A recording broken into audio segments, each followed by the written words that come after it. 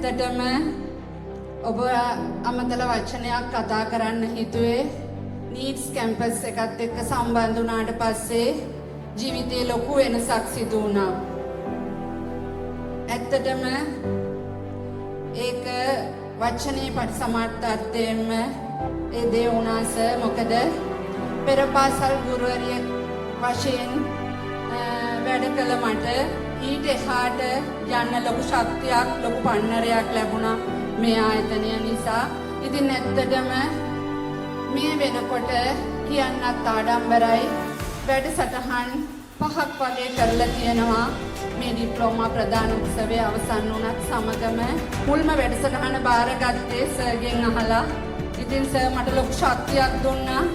හිතට ලොකු මොටිවේෂන් එකක් දුන්නා සර් කතා කරාම. බය නැතුව බාර ගන්න පුතේ ලස්සනට වැඩසටහන කරන්න කියලා. සර් කිව්වා වගේම මම මෙතනින් තවම නතර වෙලා නැහැ. ඉතින් ආදරණීය ගුරු පියාණන්ගෙන් මම ආදරයෙන් ඉල්ලනවා අපිව තව දැනුවත් කරන්න. මොකද අපි මේ මග යන්න ඔබ තනා දුන්නු පාර නිසායි. ඉතින් අපේ ජීවිත ලස්සන කරාට බොහොමත්ම නීඩ්ස් කියන ආදරණීය නම රැඳූ ආයතනයට වගේම ආදරණීය නදුන් ගුරු පියාණන්ට සිරස නමා මම මේ අවස්ථාවේ ආචාර කරනවා. ස්තුතියි සියලු දෙනාටම.